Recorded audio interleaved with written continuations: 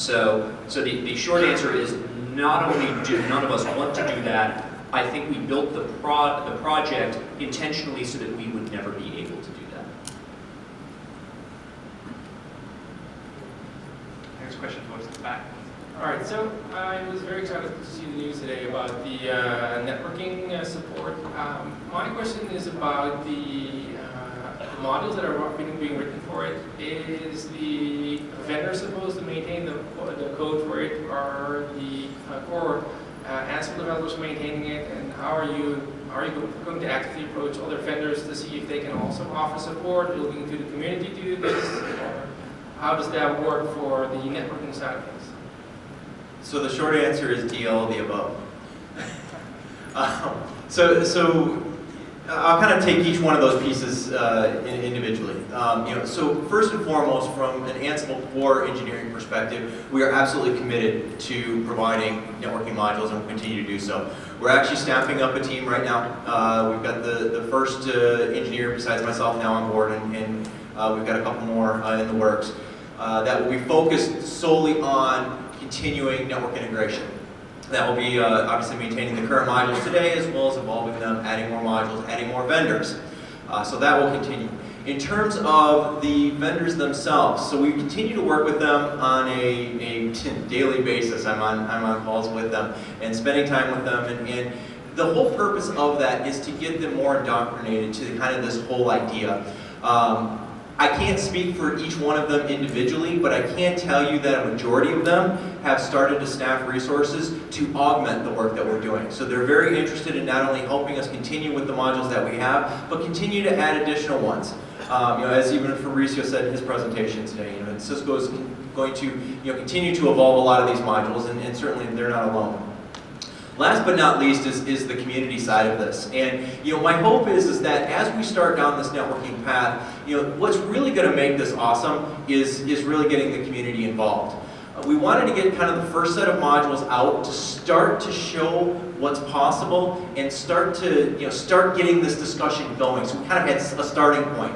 But from this point forward, networking support within Ansible is going to be treated like everything else at Ansible. We're going to start to drive everything through the community, and the hope is that this wonderful community will pick up the reins and really dictate and drive this thing forward with us. Okay, thanks. A couple more questions. One from Nate Conley. Cheers, Mark. So I have a question regarding support. Is there any scope to bring any enterprise support to UK business hours or extend your current support to 24/7?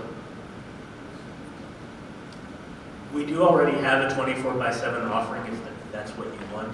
Todd may speak about having different hours for 8x5.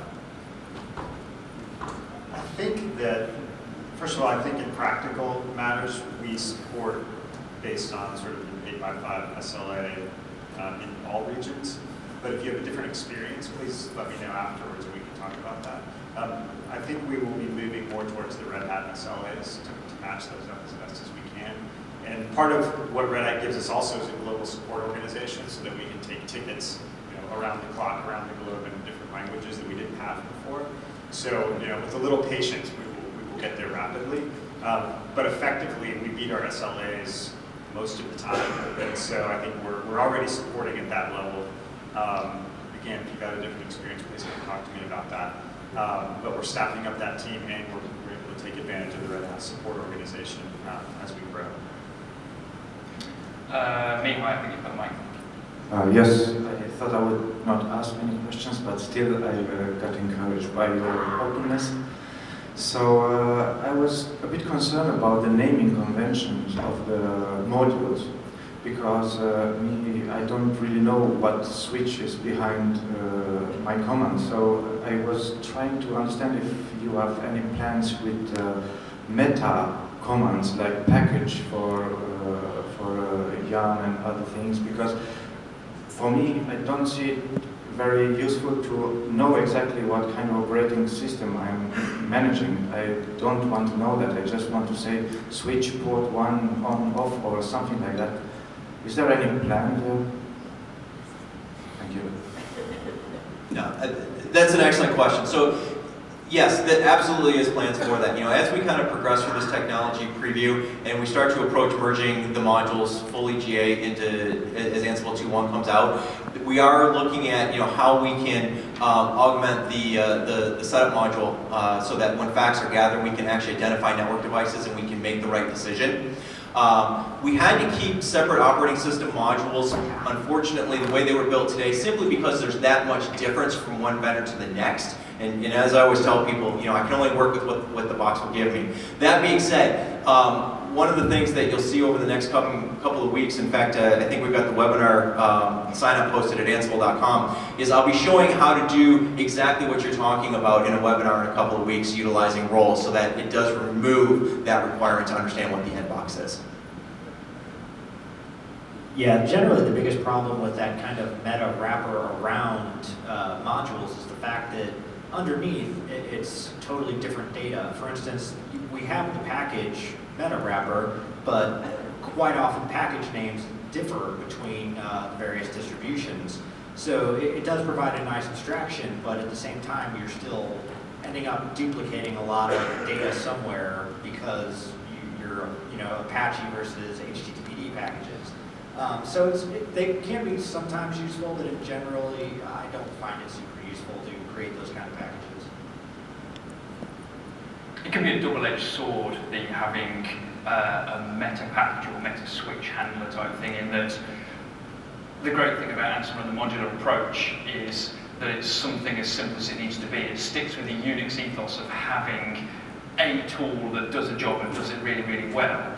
And to an extent, as much as we're simple and that we really, really help people out, we still have enough information there to help you, but also let you understand. When you start getting to the point where you abstract and abstract and abstract, you start to hide things so badly that even learning when something goes wrong becomes really, really hard work. So it is a balancing act to do helping somebody, but at the same time also helping them to learn the older teach a man to fish, give a man to fish type of thing. So I think, you know, I'm with Jimmy. I kind of like the young module, the APT module, things like that. But these there's no right or wrong opinion type thing on it. I think we've got one last question at the back. So we've got lots of modules to be able to manipulate databases, add users, etc. But what about querying databases for data sets to be able to use within your role in the playbook? Well, that's a cracker, isn't it? Yeah, so generally the ethos of Ansible is to just run the module to put your system in the state you desire rather than query things and then try and take action based on that data you get back. So generally we don't have too many modules that are kind of fetching data. We do have a few fax modules which could potentially fit into that kind of model. Generally we haven't grown that subset of modules very much because of that ethos. So it's possible you could always write modules to do whatever you want. It's just generally not something we've accepted in core Ansible as a contribution. Of course, there's always at least half a dozen different ways to do these things. There's lookup plugins. You can use lookup plugins to go and get this sort of information. Yeah, of course. I've wrote a couple of modules already to query for data sets in Cassandra and MySQL. Just for things like if we're trying to generate thousands of cron jobs, maybe it's not up to the ops guys to know what jobs need to run necessarily. They could change all the time. So being able to query from a database, it abstracts it so maybe some analysts can control that sort of data source of what needs to be put into the cron job. So being able to pull that data from a database is useful for us, at least. Sure, generally in that use case, I would recommend feeding that data either into your dynamic inventory script or to create a lookup plugin to fetch that data and essentially return it as a list of variables. Yeah, that's what we did with the modules to be able to just perform a select query, and then it comes in as a fact, and you can use it as a dictionary within the templates and everything. So cool. Thanks. Okay, shall we have that as a really nice place to end the day? Thank you very much for everybody standing up here. I was going to say thank you very much to the sponsors yet again. Mark, I have a couple of announcements. Okay. but I'll let you finish, because I know last year I ruined your joke. Well, all I was doing was extending your own joke. So in fact, actually, you have a really good joke at the end of this. No, so how many of you can hold a beer? Raise your hand. I think that's everybody with 2 hands, some of you. If you can hold a beer, you can fill out a 1-question survey. We're going to be emailing it to you in the next day or so, and I'd really like for you to fill that 1-question survey out, please, to help us. If you have any other feedback, please send us an email to events@ansible.com. That's events@ansible.com. We'd love to hear from you. You know, Ansible Fest has grown so rapidly that I'm sure there are things that we can do better. And so we'd like to hear from those things and suggestions you have for next time. And I want to thank Mark for emceeing us today, for giving me a hand.